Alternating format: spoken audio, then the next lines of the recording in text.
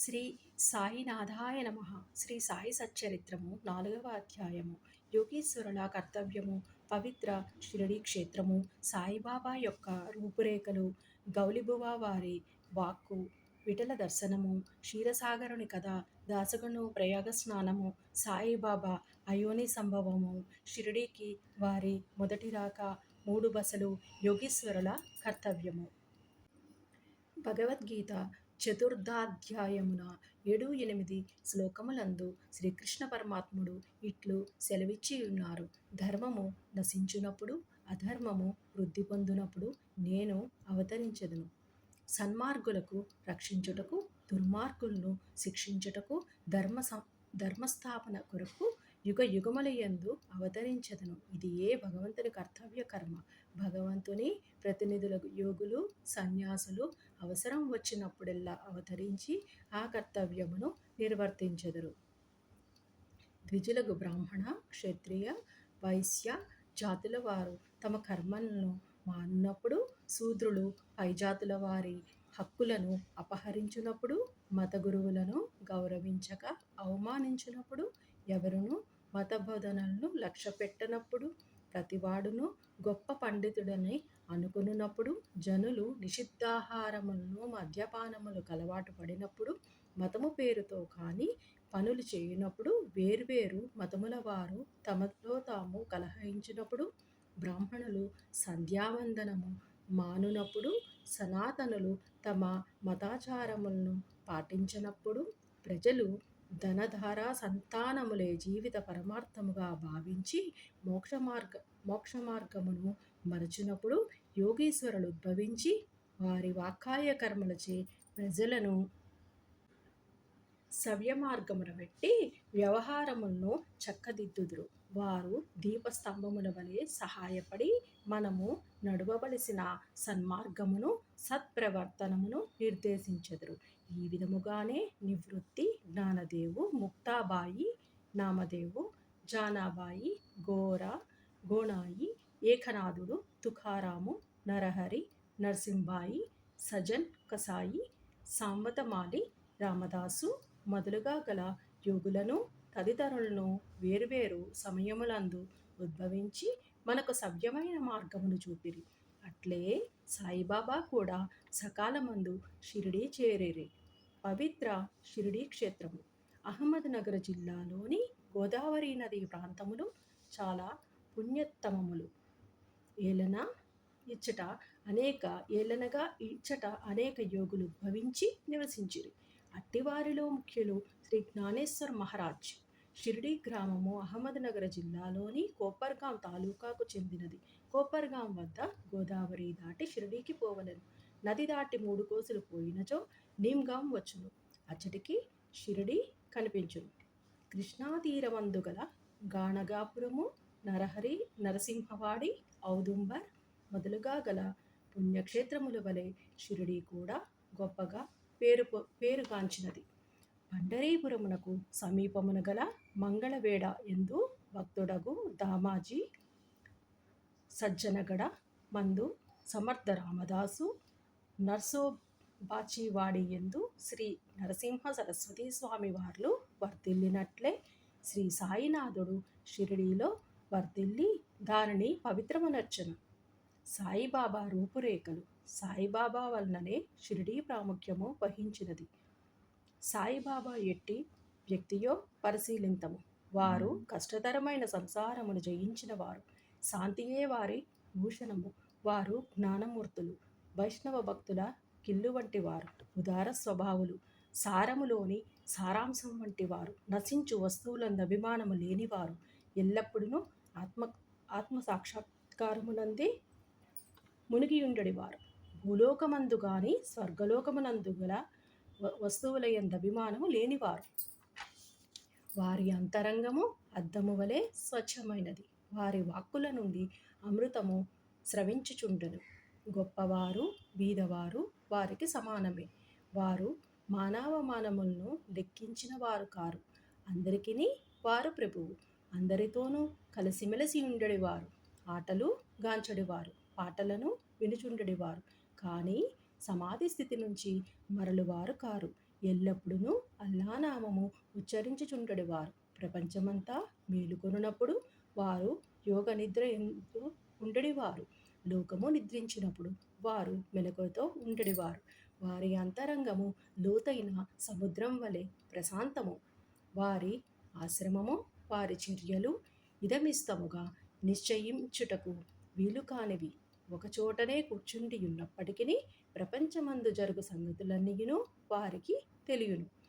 వారి దర్బారు ఘనమైనది. నిత్యము వందల కొలది కథలు చెప్పునప్పటికీ మౌనము తప్పెడివారు కారు.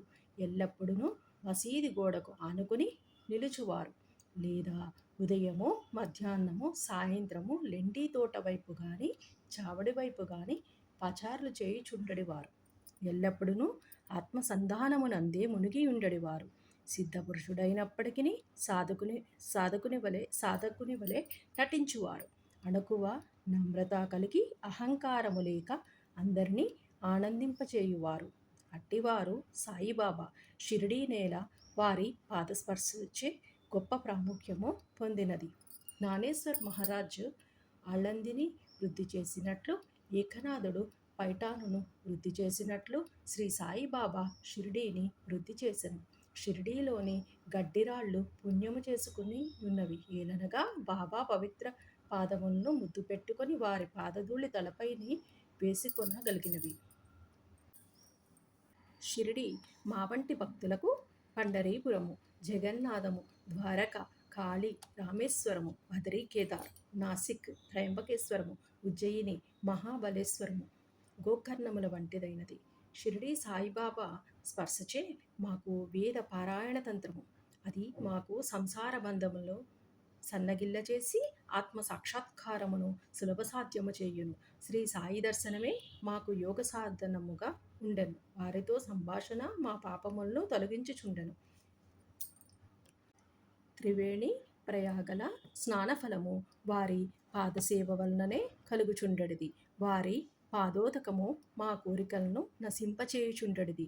వారి ఆజ్ఞ మాకు వేదవాక్కుగా ఉండెడిది. వారి ఊదీ ప్రసాదము మమ్ము పావనము చేయుచుండెను. వారు మా పాలిట శ్రీకృష్ణుడుగా, శ్రీరామునిగా ఉండి ఉపశమనము కలుగచేయుచుండిరి. వారు మాకు పరబ్రహ్మ స్వరూపమే. వారు ద్వంద్వాతీతులు. నిరుత్సాహము గాని ఉల్లాసమును గాని ఎరుగరు. వారు ఎల్లప్పుడూ సచ్చిదానంద స్వరూపులుగా ఉండెడివారు. షిరిడీ వారి కేంద్రమైనను వారి లీలలు పంజాబు, కల్కత్తా, ఉత్తర హిందుస్థానము, గుజరాతు, దక్కను, కన్నడ దేశముల్లోనే చూపుచుండిరి. ఇట్లు వారి కీర్తి దూరదేశములకు వ్యాపించగా భక్తులు అన్ని దేశముల నుంచి షిరిడీ చేరి వారిని దర్శించి వారి ఆశీర్వాదమును పొందుచుండిరి.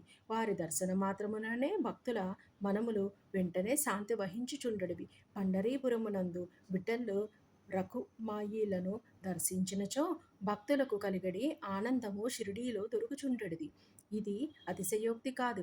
ఈ విషయములను గూర్చి భక్తుడొకడు చెప్పినది గమనింపుడు. గౌలిబువ అభిప్రాయము. 95 సంవత్సరముల వయసు గల గౌలిబువ అను వృద్ధ భక్తుడు ఒకడు పండరీ యాత్ర ప్రతి సంవత్సరము చేయువాడు. 8 మాసములు పండరీపురమునందు, మిగతా 4 మాసములు ఆషాఢము మొదలు కార్తీకం వరకు, జూలై నుంచి నవంబర్ వరకును గంగానది ఒడ్డునను ఉండడివాడు. సామాను మోయుటకొక గాడిదను, తోడుగా ఒక శిష్యుని తీసుకుని పోవువాడు. ప్రతి సంవత్సరము పండరీ యాత్ర చేసుకుని షిరిడీ సాయిబాబా దర్శనమునకై వచ్చడివాడు. అతడు బాబాను మిగుల ప్రేమించువాడు. అతడు బాబా వైపు చూచుచు ఇట్లు అనడివారు: వీరు పండరీనాథుని అవతారమే. అనాథల కొరకు, బీదల కొరకు వెలసిన కారుణ్యమూర్తి. గౌలిబువ విఠోబా దేవుని ముసలి భక్తుడు. పండరీ యాత్ర ఎన్నిసార్లు చేశానో వీరు సాయిబాబా పండరీనాథుని అవతారమనియు నిర్ధారణపరచిరి. విఠల దేవుడు దర్శనమిచ్చుట. సాయిబాబాకు భగవన్నామస్మరణ ఎందును, సంకీర్తనల ఎందును మిక్కిలి ప్రీతి. వారెప్పుడునూ అల్లా మాలిక్ అనగా అల్లాయే యజమాని అని అనుచుండడివాడు. 7 రాత్రింబగళ్ళు భగవన్నామస్మరణ చేయుచుండడివారు. దీనినే నామ సప్తాహమందురు. బాబా ఒకప్పుడు దాసగణ మహారాజును నామసప్తాహము చేయుమనిరి. సప్తాహము ముగియునాడు విఠల్ దర్శనము కలుగుననియు వాగ్దానమిచ్చినచో నామసప్తాహమును సలిపెదననియు దాసగను జవాబిచ్చెను. బాబా తన గుండెపై చేయి వేసి తప్పనిసరిగా దర్శనమిచ్చును గాని భక్తుడు భక్తి ప్రేమలతో నుండవలయును. ఠాగూర్ నాథ్ యొక్క ఠాకూరు పట్టణము, విఠల్ యొక్క పండరీపురము, శ్రీకృష్ణుని ద్వారకా పట్టణము ఇక్కడనే అనగా షిరిడీలోనే ఉన్నవి. ఎవరునూ ద్వారకకు పోవలసిన అవసరము లేదు. విఠలుడు ఇక్కడనే ఉన్నాడు.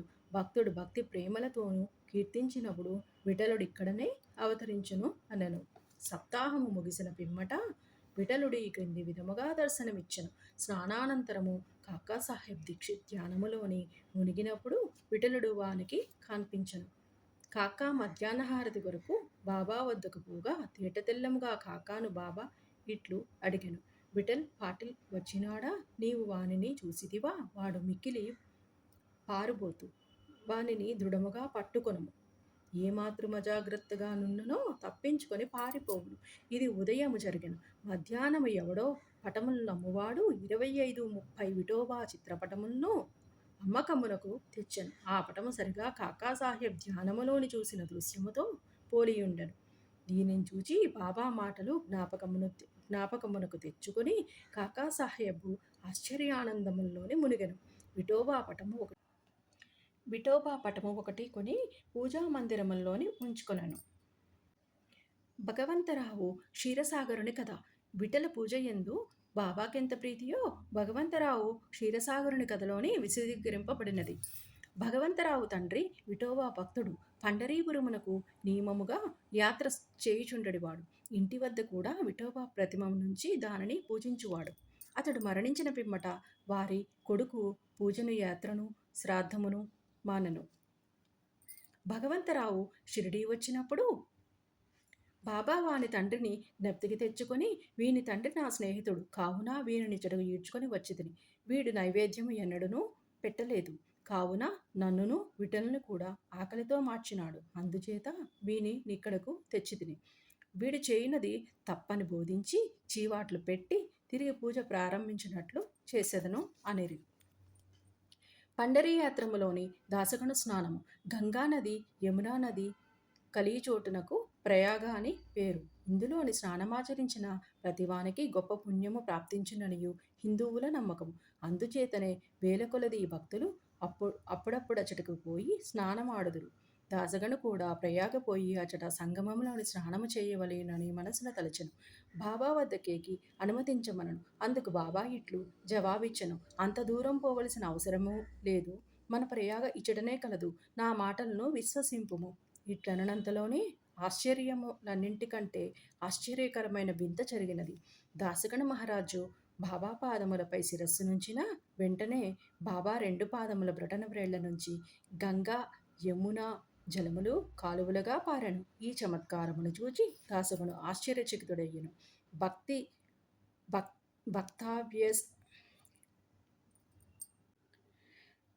భక్తావేశాలతో మైమరిచాడు.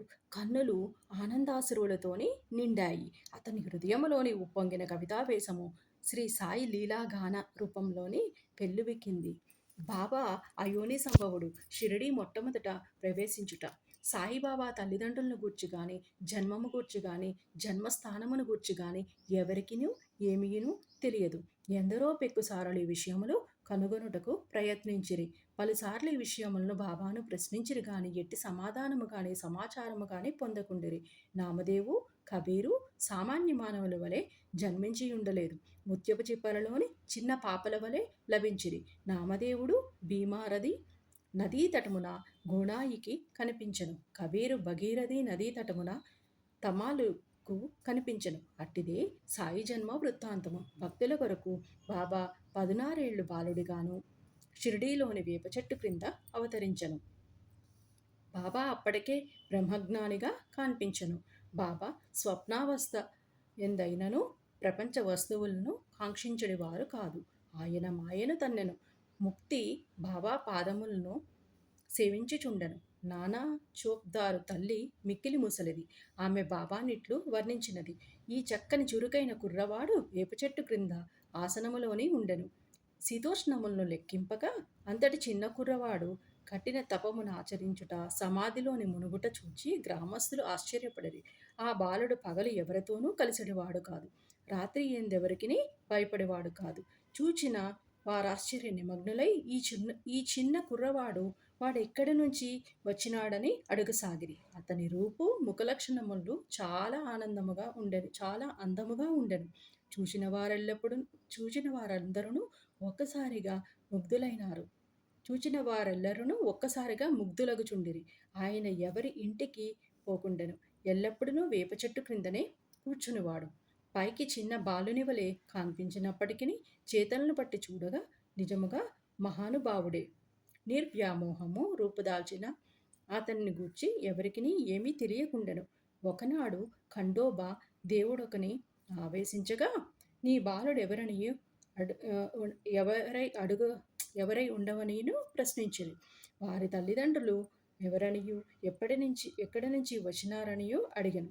ఆ ఖండోబా గణము యొక్క స్థలమును చూపి గడ్డపారను తీసుకుని వచ్చి అచట త్రవ్వమనను. అట్లు త్రవ్వగా అందులో కొన్ని ఇటుకలు, వాని దిగువ వెడల్పు రాయి ఒకటి కనిపించను. ఆ బండను తొలగించగా క్రిందనొక సందు కనిపించను. అచ్చట 4 దీపములు వెలుగుచుండెను. ఆ సొరంగము ద్వారా ముందుకు పోగా అచ్చటనొక భూగృహము కనిపించను. ఎందులోనే గోముఖ నిర్మాణములు, కర్రబల్లలు, జపమాలలు కనిపించను. ఆ బాలుడచ్చట 12 సంవత్సరములు తపస్సును అభ్యసించిననియు ఖండోబా చెప్పెను.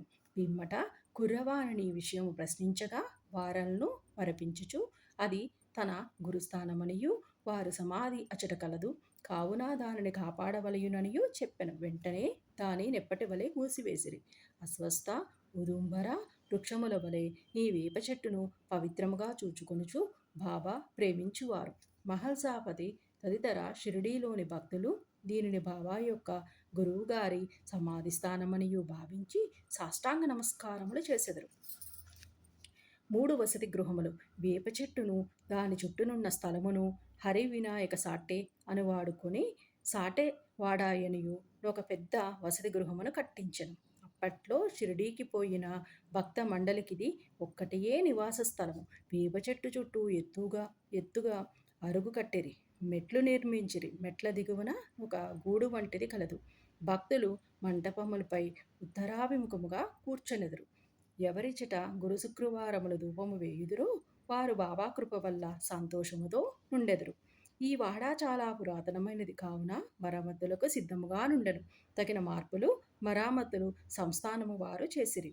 కొన్ని సంవత్సరముల పిమ్మట దీక్షిత్ వాడాయను పేర ఇంకొక వసతి గృహము కట్టబడినది. న్యాయవాది అయిన కాకాసాహెబ్ దీక్షిత్ ఇంగ్లాండుకు పోయెను. అచట రైలు ప్రమాదమున కాలు కుంటుపడెను. అది ఎంత ప్రయత్నించినను బాగు కాలేదు. తన స్నేహితుడు నానాసాహెబ్ చాందోర్కరు షిరిడీ సాయిబాబాను దర్శించుకొనమని సలహా ఇచ్చెను.